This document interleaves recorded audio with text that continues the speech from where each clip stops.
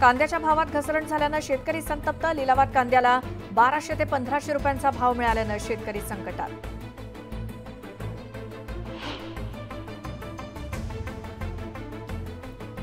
अहमदनगरमध्ये 3 दिवसांनी केला जातोय पाणी पुरवठा। पालिकेने वीज बिल थकवल्यानं पाणी पुरवठा करण्यास अडचण।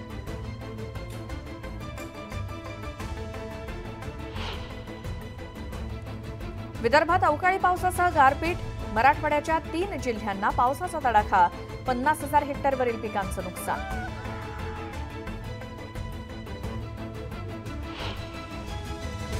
विजांच्या कडकडाटासह मुसळधार पावसाची हजेरी। पावसामुळे जळगावकरांना मिळाला उकाड्यापासून दिलासा।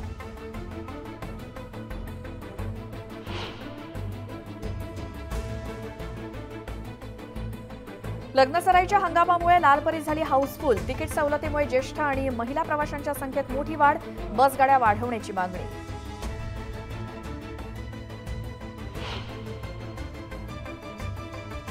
आयपीएलमुळे बेस्टच्या तिजोरीत भर। बेस्टला 60 ते 80 लाख रुपयांचं उत्पन्न।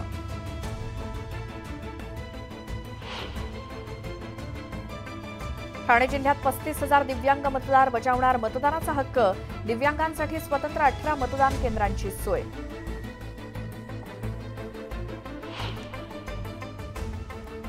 उलवे, खारघर आणि तळोजासह तृणागिरीचा पाणीपुरवठा आजपासून 3 दिवस बंद। जलवाहिनीच्या दुरुस्तीच्या कामासाठी निर्णय।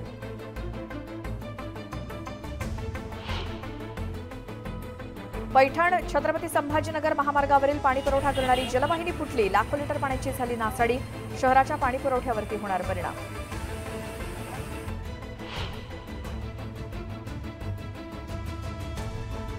छत्रपती संभाजीनगरात पाणी टंचाईच्या पार्श्वभूमीवर चाराबंदीचा निर्णय।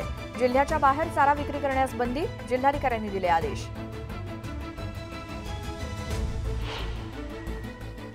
परंपरेनुसार तुळजाभवानी मातेला मखमली पंखानं घातला जातोय वारा। सेवेकरी पलंगे कुटुंबियांनी जपली परंपरा।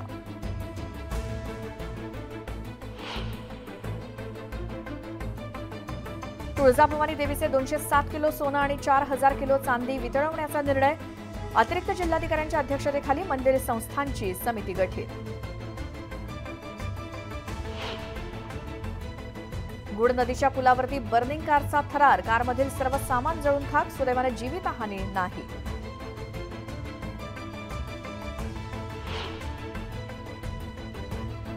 नागझेरा अभयारण्यामध्ये NT3 वाघीण दाखल। कॉलर आयडीच्या माध्यमातून वन विभाग 6 महिने ठेवणार हालचालींवरती नजर।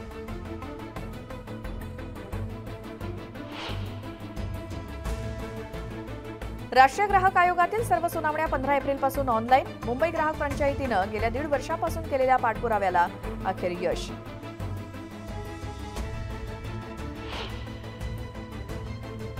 चिलीमध्ये सर्वसमावेशक सुधारणांच्या मागणीसाठी देशव्यापी संप। हजारो कामगार एकवटले। आंदोलकांमध्ये प्रचंड नाराजी।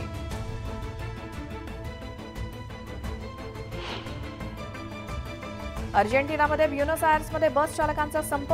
नागरिकांना सहन करावा लागतोय संपाचा फटका।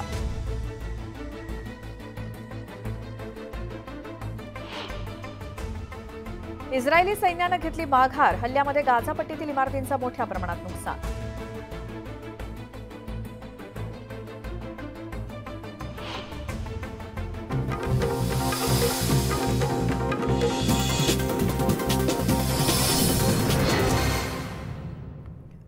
आणि आता या